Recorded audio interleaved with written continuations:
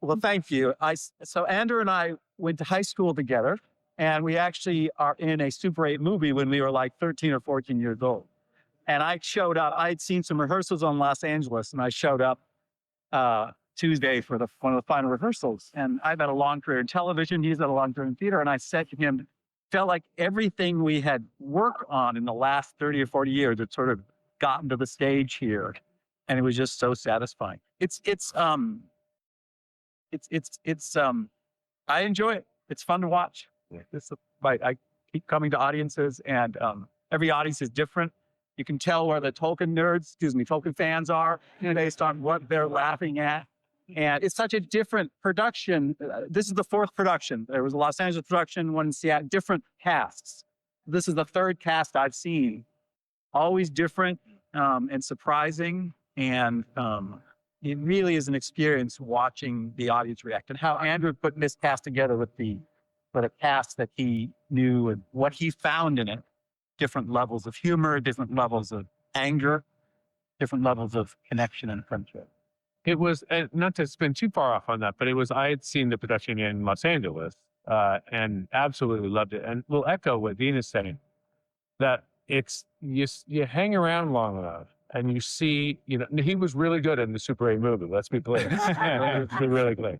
But there is something about sort of walking alongside somebody and diverging a little bit, but coming back together. And this coming back together has been extraordinarily rewarding. And but also when I saw that play in Los Angeles, I just said, that is the accumulation of this man's work and talent over a long period of time. And it's been incredible to watch it. It's just so rewarding and very moving.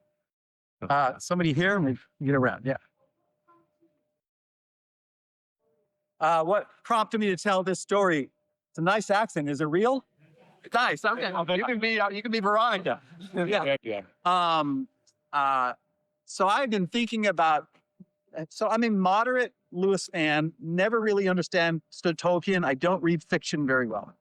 I had read a book about C.S. Lewis, how it happened at Addison's Walk, and I thought that would be the great name for a play. I want to do a play about Addison's Walk. I told a producer friend I was thinking about this. He said, "Well, actually, I have this concept for this late in life conflict that these two had. I didn't know about their late in life conflict. I knew it just a little bit.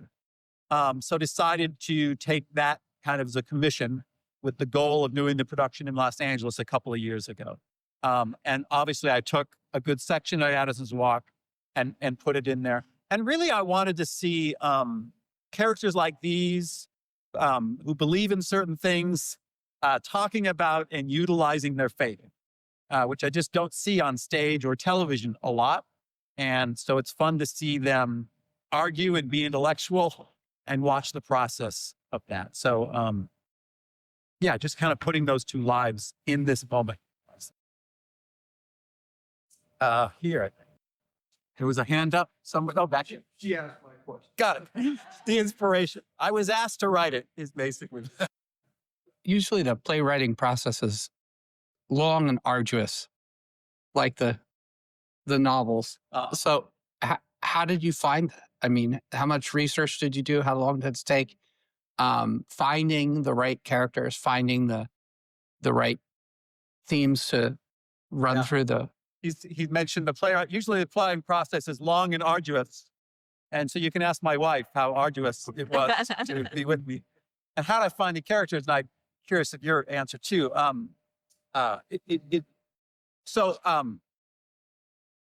Once I knew what I was writing, and once I put these three people in a room, it took me about 6 or 8 weeks to write a first draft. And then we had some readings and it changed along the way.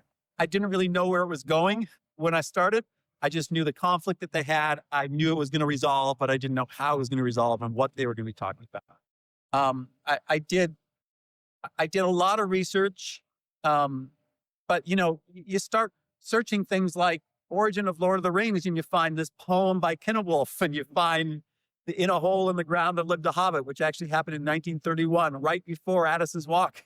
They were talking about that. It was just kind of finding things. And then I'm writing a scene about relationships, and I remembered this thing about Citadel, which is one of my favorite concepts about friendship, which is not Lewis and Tolkien. And I was able to bring that in there and put it in there. So the whole process from starting the script to the first production was about 8 months. but it was kind of bits and pieces. But the odd thing was trying to recreate people who already exist.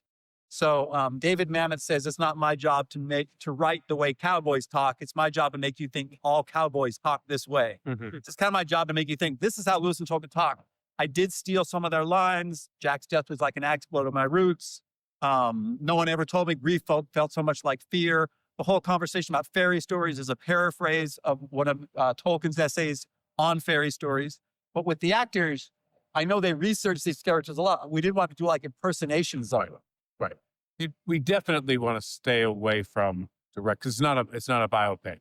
You know, you have to make sure that you're not just saying this happened, then this happened, then this happened. And one of the great things about this particular play, like drama, it has conflict in it. It has history in it.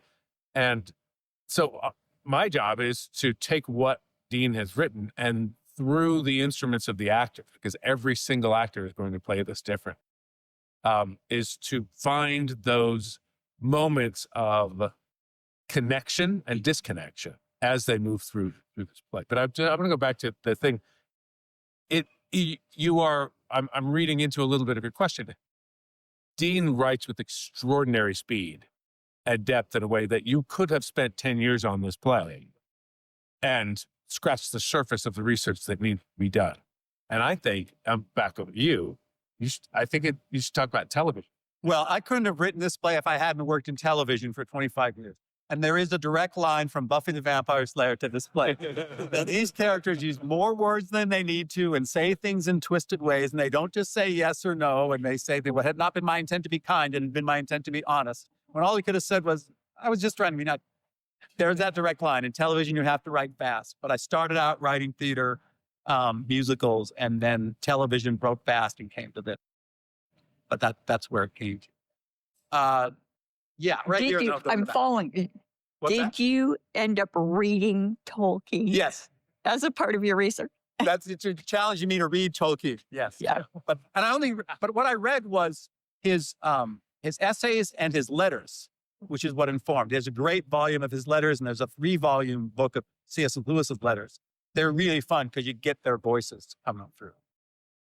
So you didn't read I didn't read The Lord of his the fiction. Rings I've never read The Lord and of The the Hobbit. Rings. I've listened to Lord of the Rings and I've listened to The Hobbit. Yeah.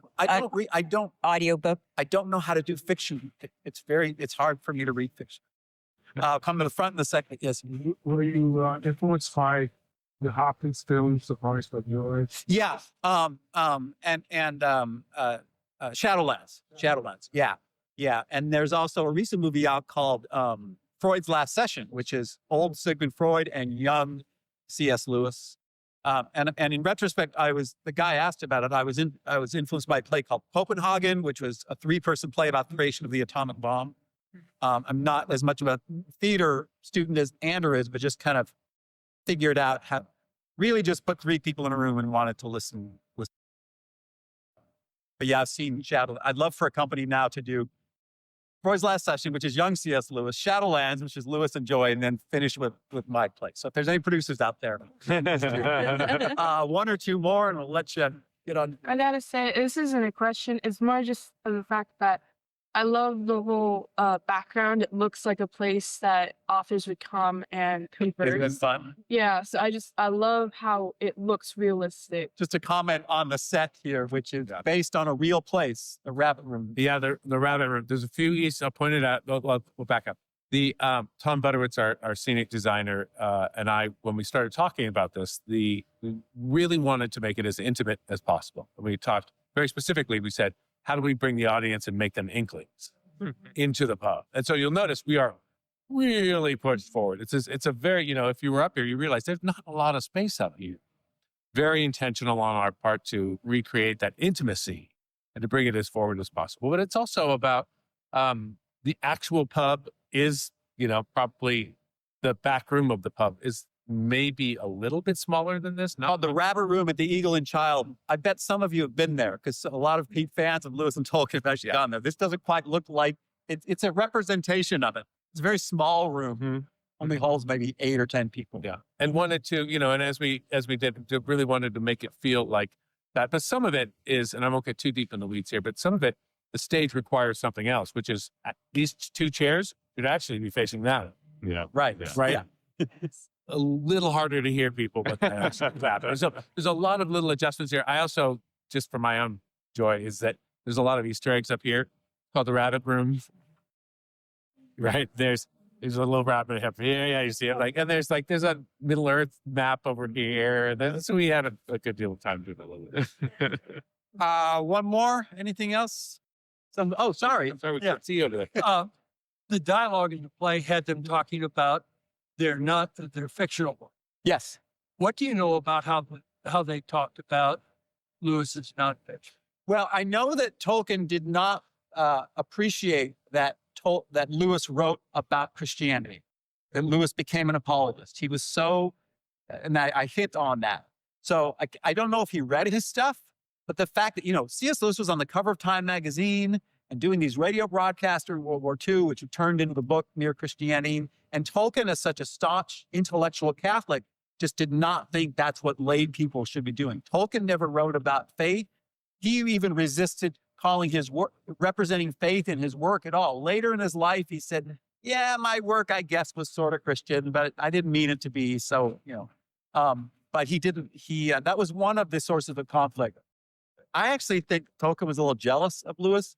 I've compared them to John Lennon and Paul McCartney. Mhm. Everything came so effortlessly to McCartney, and Lennon really had to work hard. So I think there was a little bit of that push and pull with him. One more quickly, and then I just want to finish with something. Real quick, the title of the production is Lewis and Tolkien, Yeah. but Veronica is such a Yes. Yes. Yes. You talked a little bit about the development of her character. Yeah. How she came into this. He's asking about the development of Veronica. I considered writing this as a two-person play. Could have been interesting, would have been a challenge, but I wanted a character that represented the audience. Because I actually assume the audience knows nothing about Lewis and Tolkien. I don't think you need to know anything. I've had people who knew nothing about them and they liked it, and that's a nice compliment. Needed somebody to ask questions. She's kind of a thankless role. She kind of just disappears and literally kind of sits at the feet of the men. But then when I discovered her background and the childhood pain and how she feels about conflict and within these characters of conflict, that was really exciting. And then the first draft of my play, she didn't have a journey. And I realized, well, what's going to be her effect there? And that's when I realized, oh, she's going to leave the Shire because of reading Tolkien's book. And then suddenly the play becomes about her. For the last 5 minutes, it's all been about her. So it's really well performed by our actress, Anna. Yeah, she has to become the eyes of the audience, and she's delightful. You feel the audience whenever she comes in. Oh, it's going to be safe for a while.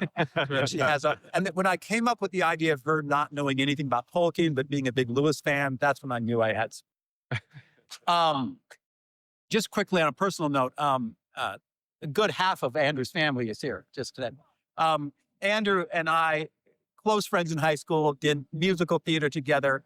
And when Andrew came and saw the play, and I had seen Andrew for a while, we've kind of had different lives, but he brought his 21-year-old daughter at the time. And to see them in the room was just so thrilling to me as a representation of this play. There's another friend of ours from high school in this room, and there's a woman who I taught Sunday school to in Olympia, Washington, back in 1984 or so. So that's what these kind of plays represent, is that friendship and, go tell your citadels that they're your citadels, okay? That's how you respond in this play. Announce it, yes. Announce, and I do mean announce. Yeah. But thank you for being here. We really appreciate it.